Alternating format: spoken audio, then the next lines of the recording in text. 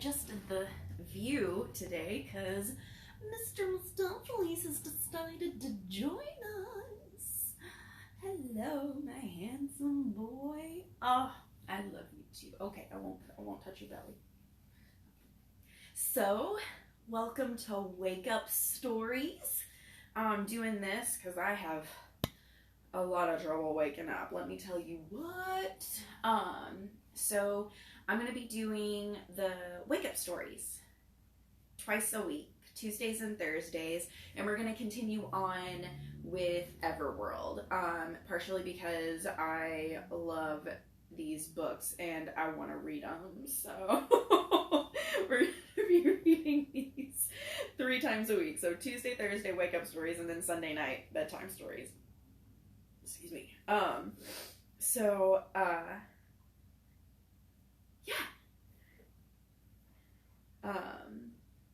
I hope that this can give you a good,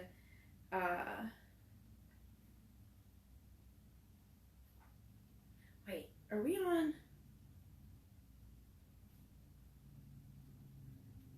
Oh my gosh, we're on chapter 12, not 13. Is that right? Yeah, we're on chapter 12. So the caption's wrong. I'm sorry. The caption. Okay. Oh boy. Here, I'll give you my foot. How about that? Okay. Here we go. So chapter 12, not 13. Also, remember, trigger warning on these stories. They are very violent, and at any kind of trauma you can think of. Just please take that into account. Okay. Everworld, Search for Senna, chapter 12. Chapter 12 is what we are on.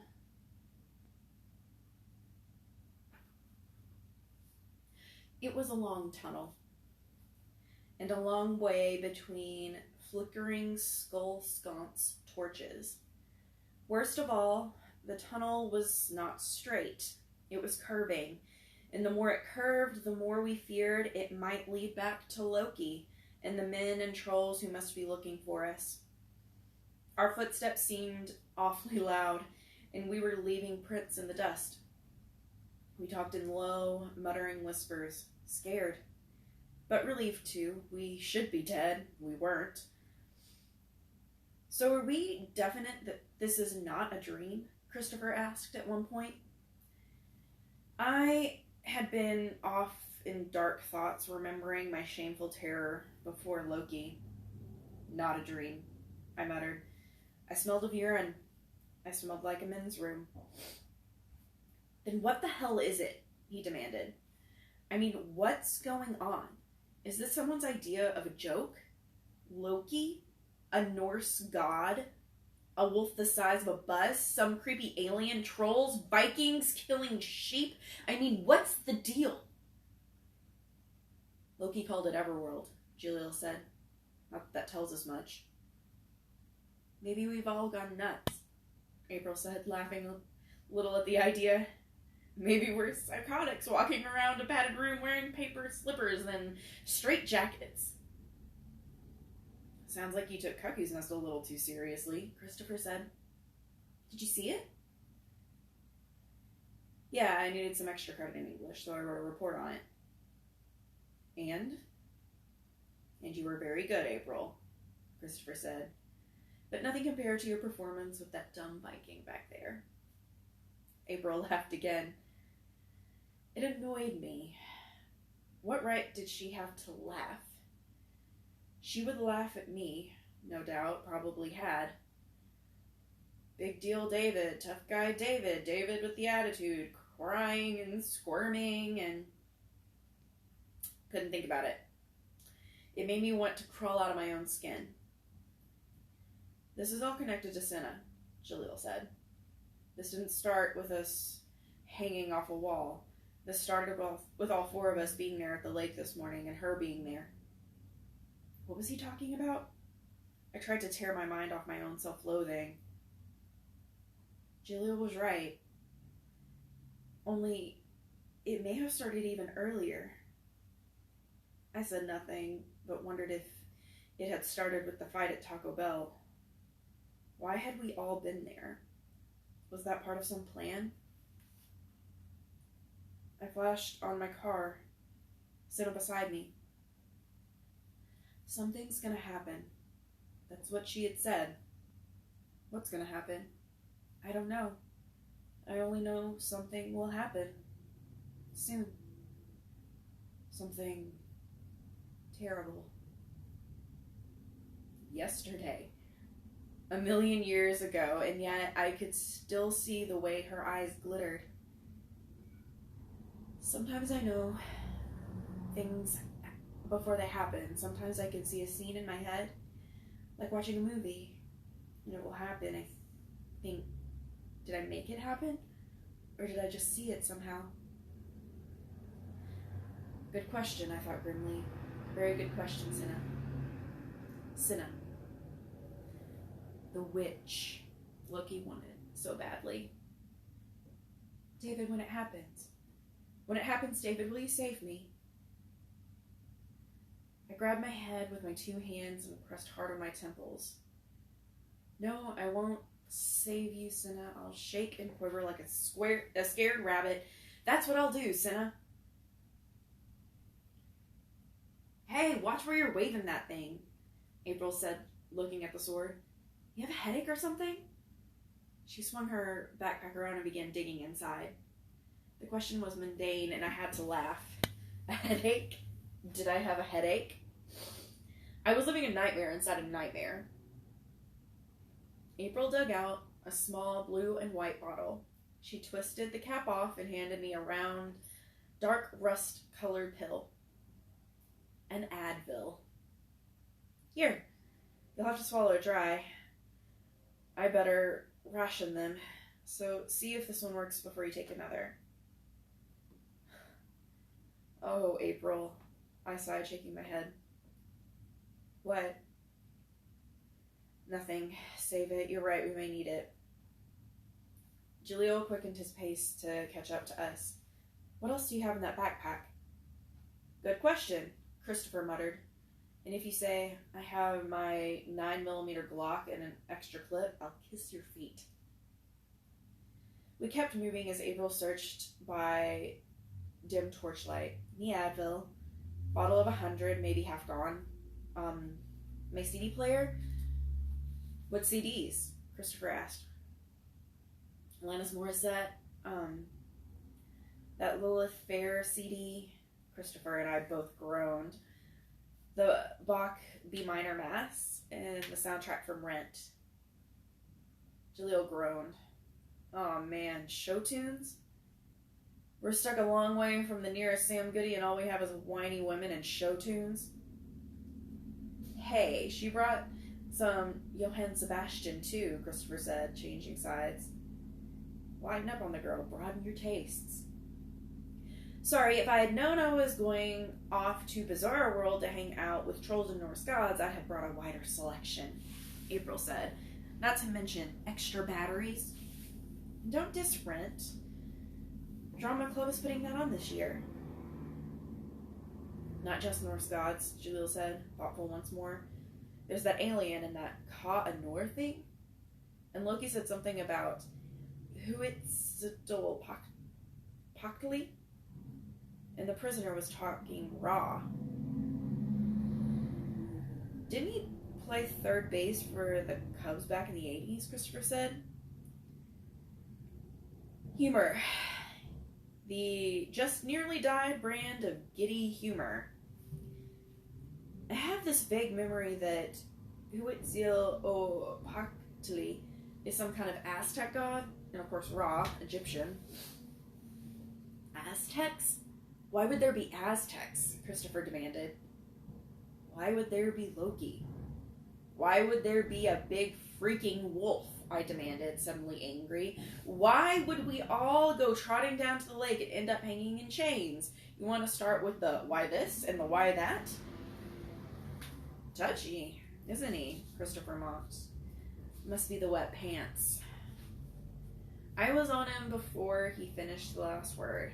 I grabbed him by his collar and shoved him against the wall.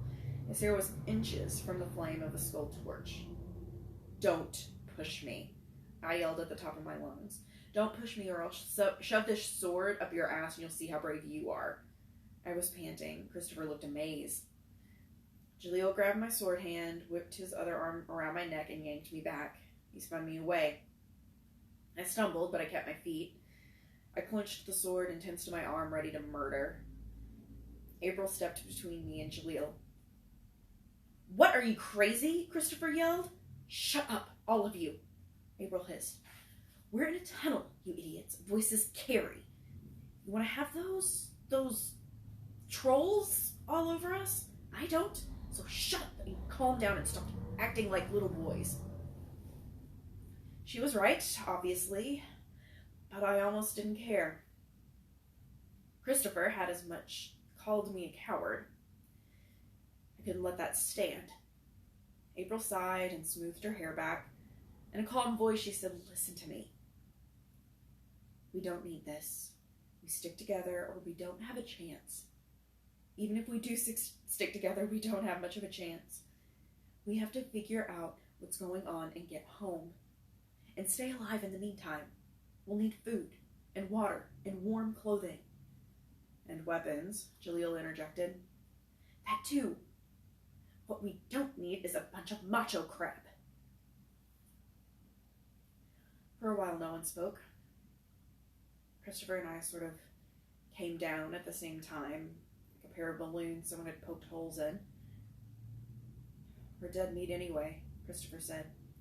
Oh, really? April said. She pointed back down the tunnel. Then head back that way. Go find the nearest troll or whatever and die, okay? Otherwise, if you want to stay with us, work on helping and stop being a baby. And, by the way, we're not dead meat. We have one big advantage. We are smarter than those guys. We are? Christopher asked skeptically. Would you have fallen for that? They went that way. Routine back there? April asked him. I avoided looking at Christopher, but I saw Jaleel nodding in agreement. Trojan horse, he said to himself, then for the benefit of the rest of us. Trojan horse, you know, War of Troy, Greeks against Trojans. The Greeks fought against condoms? Christopher asked. Jaleel ignored him. The Trojans are inside the city. Greeks can't get them out, so the Greeks built this big horse. Had a bunch of guys inside, and the rest sail off and leave the horse for the Trojans, telling them it's a surrender gift. The Trojans haul it into the city. The guys climb out at night, open the gates. Bye-bye, Trojans. Who would be that dumb? Christopher asked. I think that's his point, April said. Not dumb, maybe, just naive. I mean, we come from a cynical age, suspicious of everything. Maybe that's an advantage we have. Yeah, our bad attitudes versus their swords and axes and giant wolves, Christopher said darkly. Let's just find the trapdoor and get out of here and back home. I'm for that, April said. We started walking. April searched through her backpack again. I had to say something. I couldn't let it all just lie there. So I said, okay, we look for a way home, but we all go. All or none. The four of us and Senna. No one said no. No one said yes either. Chapter 13. 57 Bill, a Sony personal CD player with headphones, 4 AA batteries, mostly charged, an Atlanta CD, a Lilith Fair CD, Bach, and Rent CDs, 2 books. Great poetry of the English language and chemistry, principles and application, 1 spiral notebook, a pencil, a felt tip pen, and 2 ballpoint pens, tampons, Clinique blusher, keys. That was what we found in April's backpack. Jaleel had keys, a Swiss Army knife, $11.40, a watch that had been crushed by the chains around his wrist, and his dad's Shell credit card. Christopher had keys, $21.09, a receipt from Marshall Fields for a 3-pack of underwear, and a phone card. I had keys and a quarter. Well, if keys turn out to be money around here, we're pretty well set, Christopher said. Lots of keys, no Uzi, which is what we need in this nut house, no grenades, which would come in very handy. Nope, a little pocket knife and a lot of keys. How do they keep these torches lit? Jaleel wondered. Then, forget the pocket knife and the keys. The most important thing is the chemistry textbook. Why do you think we'll whip up some... The joke died on his lips. He grabbed April and pulled her to the side of the tunnel. We all froze. Shh. We listened, straining. Nothing. Then, voices. Behind our head. Behind, April said. They're after us. She didn't mention that they'd probably heard Christopher and me going at it. Let's run. But quietly. We ran. One big advantage we had over the Norsemen and the trolls, they wore boots. We wore sneakers. Hard for men in boots to outrun teenagers in sneakers. Harder still to hear sneakers if you're busy stomping around in boots. We ran, and now ahead of us a gray light. That's not torchlight, April said, panting. Soon we reached the source of the light. A tunnel that went off to the left. It was not meant for people to walk through. It was no more than 4 feet square, and at the end I saw a perfect square of blue. Ventilation shaft, Julia said. I don't know how high up we are, but we're definitely up. We could go that way. We're probably looking at a long drop. I snagged a piece of the frayed sleeve of my sweatshirt and ripped it off. I wedged the fabric in a crack in the rocks. Maybe this will make them think we went that way. We continued along the tunnel, running at a pace we could all handle. The noise behind us was fading. We were gaining. Then a sudden turn in the tunnel, around the corner with Jaleel in the lead, and... Stop! Back! Jaleel stopped fast, jumped back, and spread his arm to stop the rest of us. I glimpsed a sheer drop. The tunnel simply came to an end, opening to a vast, natural cave. Stalagmites shot up from the floor, natural skyscrapers. Stalactites hung down from above. An eerie glow filled the cavern. And it was a glow that came from a living creature. There, curled and coiled, its loops wrapped casually around pillars of stone, lay a snake. It was radioactive green, with a pattern of hollow squares like yellow leopard spots all along its length. The yellow spots were each the size of a basketball court. It was a snake the size of a 50-car freight train, and that was only the part we could see. There was no way of knowing how far back down the caves this hideous, impossible creature stretched. You know that film they showed in, 4th grade? Christopher said. That nature film where they showed a python eating a small pig and you could see the bulge of the pig going through the snake. I didn't remember ever seeing that film, but I knew what Christopher was talking about. Well, he said, the snake could swallow a cement truck with no bulge. We stood rooted in place at the edge of the precipice. The 4 of us pressed against Jaleel's arms, staring down at the snake. Just then, I guess someone finally told Loki we'd escaped. Find them! The voice blasted down the tunnel. It was thunder. It was bombs going off. It shook the rock beneath our feet. April fell against Jaleel. Jaleel windmilled, his arms madly trying to fly. I stuck out a hand and grabbed his right arm. He spun to face me. His foot slipped. He fell. All right.